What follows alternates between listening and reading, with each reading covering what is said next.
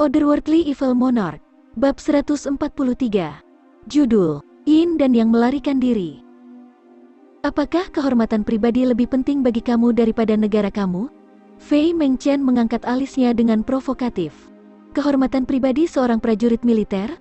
Zhao Jianhun tersenyum sedih. Ya, dan aku sudah memberitahu kamu tentang itu, tetapi kamu tidak akan bisa memahaminya. Kamu begitu tinggi dan perkasa sehingga kamu tidak akan pernah bisa memahami hal-hal yang hanya dipedulikan oleh pria sepertiku. Bagaimana kamu bisa memahami kehormatan seorang prajurit militer? Kamu hanya peduli dengan hasilnya, kan? Fei Mengchen tertawa muram dan menunjuk ke kota Tianxiang. Kamu tidak bodoh, dan meskipun kamu tidak terlalu kuat tetapi bahkan kamu dapat merasakan bahwa jika kekuatan seperti yang kita rasakan berpartisipasi dalam perang, maka kekuatan seperti itu dapat dengan mudah menciptakan kerajaan berpita emas dalam waktu yang sangat singkat, dan akan dapat menyatukan seluruh benua Suan-Suan di bawah satu spanduk. Itu jelas berarti akhir dari kita. Apa yang akan dilakukan kehormatan militer kamu? Sebagai guru negara, aku perlu melihat melampaui kehormatan militer sungguhan kamu. Sejauh menyangkut kematian Junwu Hui, aku tidak terlibat di dalamnya. Dan bahkan jika aku harus membuatnya terbunuh demi kerajaan Yutang, kesadaranku akan tetap jelas. Tulang punggung Zhao Jianhun tegak seperti lembing, lalu berputar sedikit dan dia berkata dengan dingin. Kamu menembakkan panah ke belakang punggung orang dan kamu masih mengklaim memiliki kesadaran yang jernih? Ini hanya menunjukkan bahwa kamu tidak memiliki etika atau moral. Fei Mengchen mencoba mengendalikan amarahnya. Pria apa ini? Aku benar-benar belum pernah melihat orang mati otak seperti itu seumur hidupku.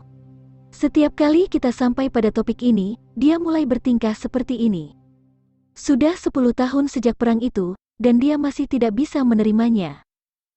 Di dalam hutan Tianfa, sekelompok tentara buas sedang berjalan dengan mantap saat mereka mencoba keluar dari hutan langkah demi langkah. Kelompok orang ini mengenakan pakaian yang sangat compang camping.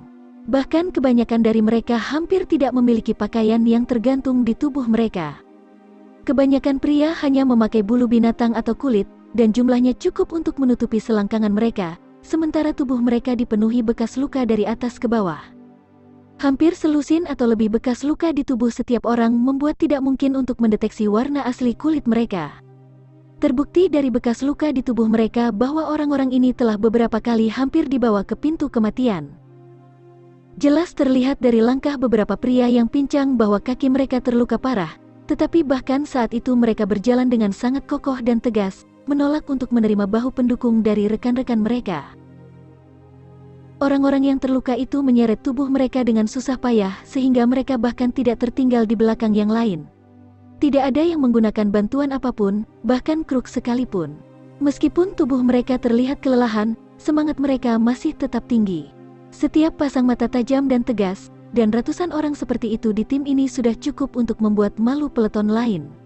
Mereka akan terlihat seperti pembawa pesan kematian, seandainya mereka ditempatkan di medan perang.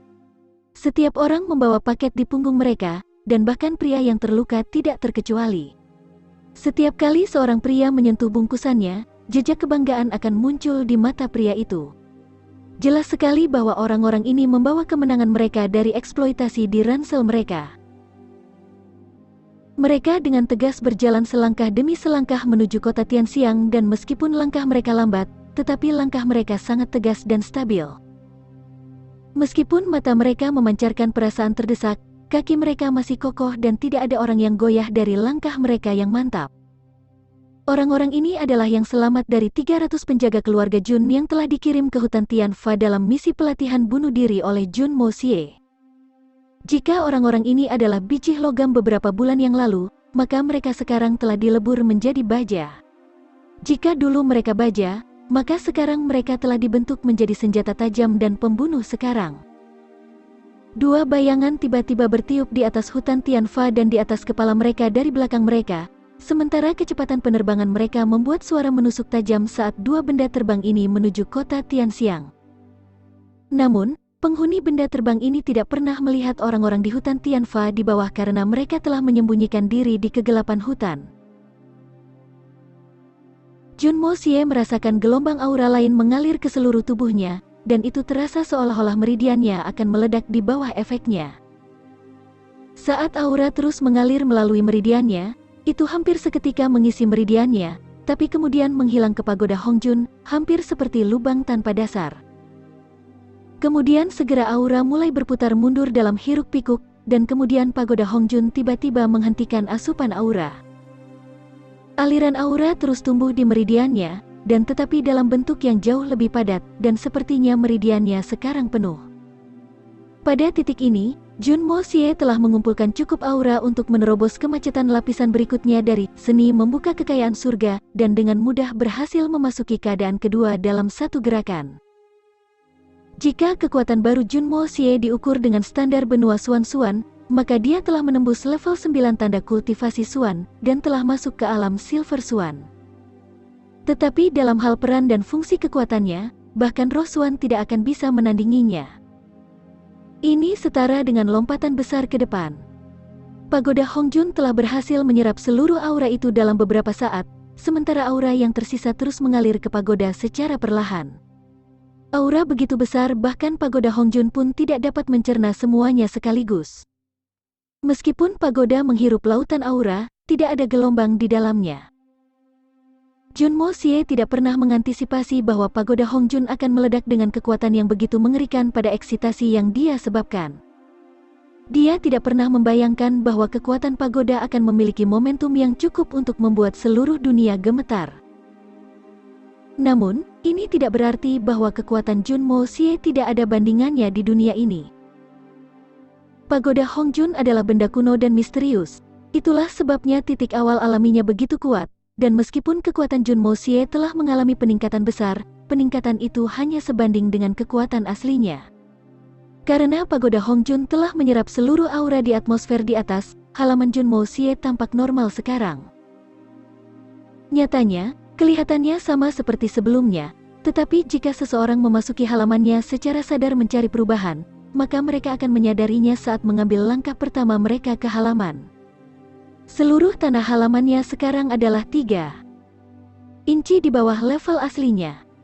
Rak, meja, kursi, dan bangku yang dulunya ada di dalam halaman rumahnya kini telah menghilang tanpa meninggalkan jejak sedikit pun, persis seperti es yang mencair di air. Wajah Junmo Xie dipenuhi rasa sakit, dan meskipun dia sudah mencoba untuk melepaskan energinya dari pagoda Hongjun beberapa kali, tetapi dia tidak berhasil karena mereka sudah terkunci dengan sangat kuat. Karena Junmo Xie tidak tahu tentang apa yang sedang terjadi, dia tidak punya pilihan lain selain menunggu dengan sabar. Tiba-tiba, pagoda Hongjun mulai berputar di dalam tubuhnya sekali lagi, dan Junmo Xie merasakan sakit yang tajam dan hebat di dalam otaknya. Kemudian, pagoda Hongjun tiba-tiba melambat dan sinar cahaya yang sebelumnya mengelilinginya langsung menghilang. Bersamaan dengan itu, Junmo Xie tiba-tiba merasa seolah-olah gambar aneh telah diproyeksikan di dalam benaknya. Siang dan malam adalah yin dan yang, langit dan bumi adalah yin dan yang, siklus biokimia makhluk adalah yin dan yang. Seseorang juga merupakan yin yang sejak awal mula, dan apakah dihadapkan dengan keberuntungan atau keburukan, dan sisi manapun yang diputuskan untuk ditunjukkan oleh orang tersebut, semuanya adalah yin dan yang. Semuanya bisa disembunyikan, dan semuanya bisa diselidiki, karena semuanya akan selalu ada. Yin dan yang. Pelarian yin dan yang. Junmo Xie perlahan membaca setiap kata dari hukum pelarian yin dan yang ini, sambil merenungkannya. Dia mulai menyadari bahwa apa yang disebut metode pelarian yin dan yang ini akan membutuhkan banyak latihan, tetapi pada akhirnya bisa memberinya sarana untuk menyembunyikan tubuhnya di mana saja dan kapan saja. Faktanya, setelah mencapai puncaknya, hukum ini bahkan memungkinkannya untuk menyembunyikan tubuhnya di udara. Dia bisa melarikan diri ke dalam air selama ratusan tahun, atau bahkan mengubur dirinya sendiri di pegunungan. Pagoda Hongjun jelas bukan benda biasa. Aku bisa menggunakan sesuatu seperti ini untuk... Junmo Xie mendesah puas. Tiba-tiba sebuah ide muncul di benaknya. Aku bisa menggunakan metode ini untuk memata-matai wanita cantik, seperti kakak iparku yang cantik. Saat ide ini muncul di kepalanya, Junmo Xie meludah ke tanah di bawah dan berteriak. Junmo Xie, kamu mungkin sudah mati sekarang, tapi aku masih mengutukmu karena meninggalkan pemikiran seperti itu di dalam kepalaku. Jika Jun Mo Xie yang asli dan sekarang sudah mati telah mendengar kata-katanya, maka dia pasti akan disalahkan dan akan mengeluh. Bukankah ini pemikiranmu sendiri, saudaraku? Yang benar adalah bahwa ide-ide ini adalah milik kamu sendiri, dan tidak ada hubungannya denganku. Jadi berhentilah menyalahkan aku atas ketidakberdayaan kamu. Jun Mo Xie belum menyadari bahwa hukum pelarian yin dan yang ini tidak semudah yang dia asumsikan. Hanya ada 5 elemen di dunia. Logam, api, air, kayu, dan tanah. Tetapi memahami kelima elemen itu berada di luar jangkauan manusia biasa.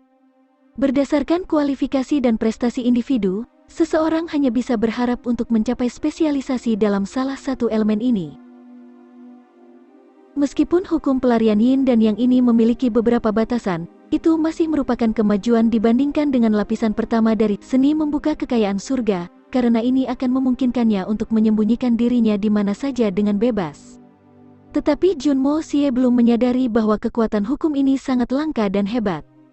Karena dia mendapatkannya dari pagoda Hongjun, dia sudah mulai menerima begitu saja, tapi jika dunia luar menemukan kekuatan seperti itu, maka itu akan memulai pertarungan darah untuk kekuatan ini. Tidak ada orang yang akan menunjukkan rasa malu dalam mencoba mendapatkan kekuatan seperti itu.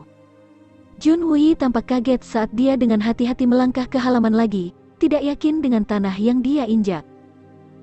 Indra skaisuannya yang maju dan tajam cukup untuk langsung melihat bahwa dia menginjak tanah yang sekarang 3 inci di bawah posisi aslinya. Lantainya belum hilang, dan tanah di bawah kakinya masih kokoh. Bagaimana ini mungkin? Lantainya telah terkikis 3 inci. Kekuatan mengerikan macam apa yang mampu melakukan ini? Itu bahkan bukan hal yang paling mengejutkan. Yang lebih mengejutkan adalah bahwa bunga-bunga di taman tersebut masih utuh sepenuhnya. Kekuatan yang begitu kuat dan kuat memengaruhi halaman ini, dan bahkan tidak ada satu daun pun yang terluka. Itu terlalu aneh. Tapi yang paling mengejutkan adalah bahwa bangku batu giok, tempat 8 tamu kita duduk, sangat kokoh dan tahan lama, dan bahkan bangku itu menguap begitu saja. Tanah runtuh, banyak hal lenyap, tapi mengapa tanaman tidak dirugikan? Bagaimana fenomena keterlaluan ini bisa dijelaskan? Mo Xie. Ini. Jun Hui merasa seperti berada di tengah-tengah mimpi sambil menatap keponakannya, mengharapkan keponakan bayinya memberikan pernyataan untuk menjelaskan fenomena aneh ini.